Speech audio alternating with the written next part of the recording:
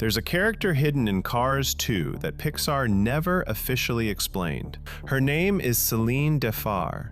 She's a rusted red Alfa Romeo parked in the shadows of a Paris market. And if you look closely at her body, something is deeply, structurally wrong. We've already cracked what Pixar's cars really are. They're not empty metal shells, they're biological organisms, engines for brains, motor oil for blood. But Celine? She's a glitch in the genetic code of this entire species. Her eyes aren't where they should be. Every normal machine in this world carries their eyes high on the windshield. That windshield isn't regular glass. It's a flexible, living membrane. It blinks. It squints. It expresses emotion. That's the evolutionary standard. Celine breaks it. Her bright blue eyes are locked inside her lower headlights, fused deep into her bumper. Because her optic nerves got pushed down into that cavity, her windshield never developed that living tissue. What she has instead is cold, lifeless glass. The kind that doesn't blink. The kind you can see straight through. And when you look straight through it, you'll see something that shouldn't exist in this world. A steering wheel, a dashboard, a rearview mirror, rows of empty passenger seats. Why does a living, autonomous machine have an interior built for a human being? And why is she the only one? My name is Mr. Blessed. Celine isn't an animation mistake. She's a severe genetic anomaly, and she's tied directly to a shadow economy of forced surgical modification. Let's break it down. When we first see her, Mater is wandering through a Parisian parts market called the Marché aux Pièces. He spots her parked in the dark. He rolls up. She opens her headlight lids and speaks. "Headlights, monsieur? 2 for 1. I give you good price." Mater doesn't politely decline. He screams. He throws it in reverse and floors it. Now this is Mater, the same tow truck who hangs out with glowing cryptids in the woods, the same guy who's watched the actual quantum souls of dead cars float outside their own bodies. He doesn't scare easily. But Celine triggered something ancient inside him, a hardwired alarm. He didn't see a quirky merchant. His biological instincts fired, and he ran. To understand why, you have to go back to the very beginning of this species.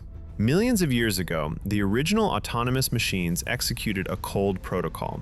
They eliminated humanity, took the planet, downloaded human consciousness into their engine blocks, and built a new civilization. But evolution doesn't run clean. It makes mistakes.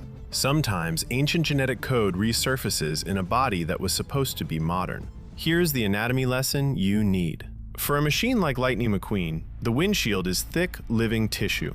It shields the soft gray matter packed through his doors and his cabin. His interior isn't empty, it's full of biological components. It's him. Now think about what happens when the eyes drop into the headlights instead.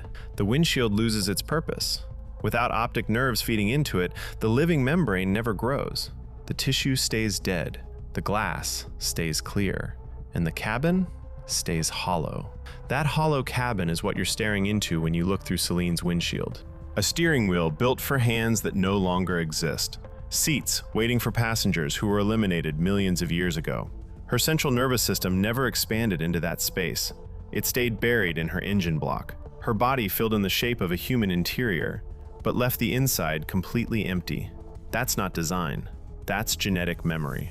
Her DNA remembered a time when there was a driver.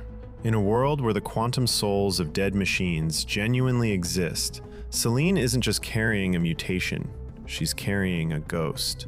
Now here's the official story, the one Pixar wants you to walk away with. When John Lasseter was designing the first film, he tried placing the eyes in the headlights. What he got back looked exactly like a snake. Eyes and mouth on the same flat plane. Cold, reptilian, wrong. So he moved the eyes up. The hood became a nose. The skull shifted into something mammalian, something like a dog, something like us. That one change let the characters smile and feel. According to Pixar, Celine is a self-aware joke, a background visual gag to show how creepy the original design would have been. She was even cut from a deleted scene at a German festival. So, mystery solved, right? Easter egg, nothing more.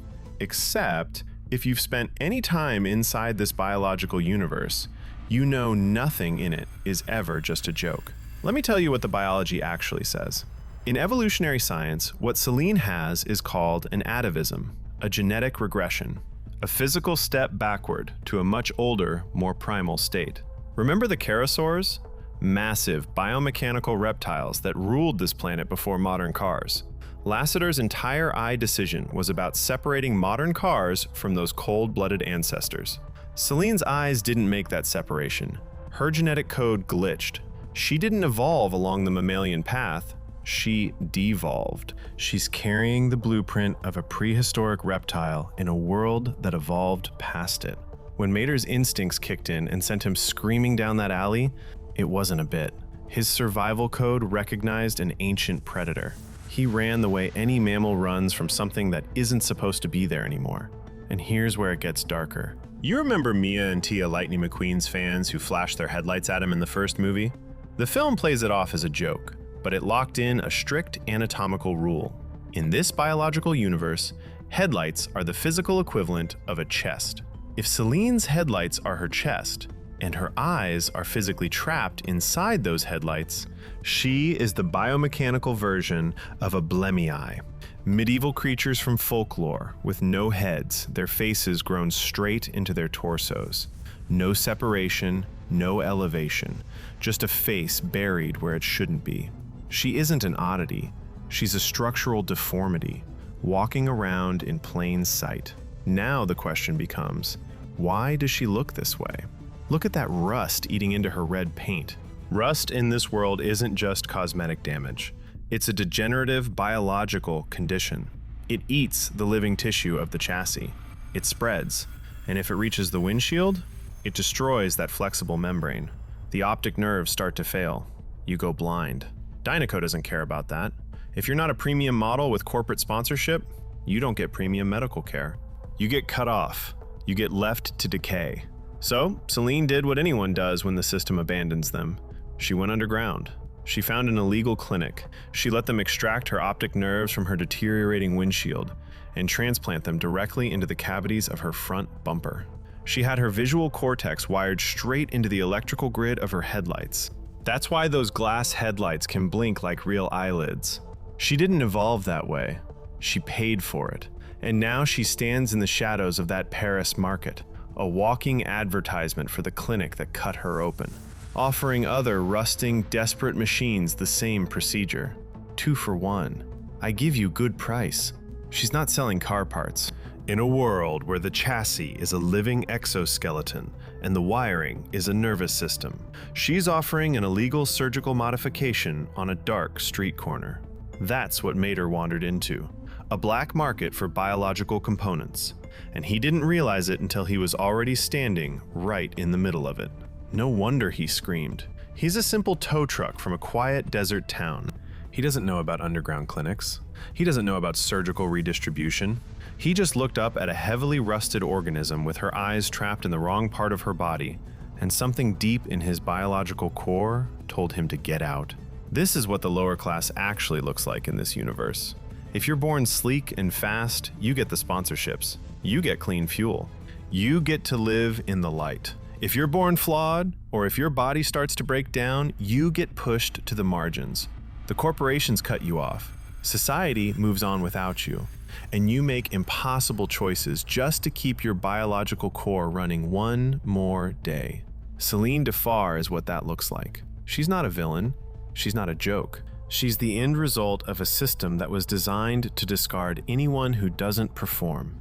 And here's the part that's genuinely hard to sit with. Her empty interior, that perfectly preserved cabin built for a human being who is never coming back, isn't just a genetic curiosity.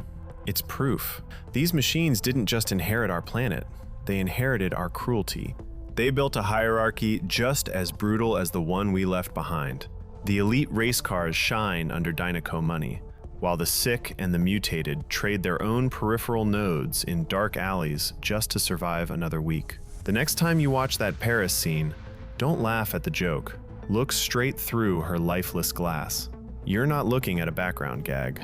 You're looking into a hollow cage built by evolutionary memory for a species that no longer exists. If you want to know exactly how those humans disappeared and how these machines originally downloaded our consciousness, watch my full breakdown.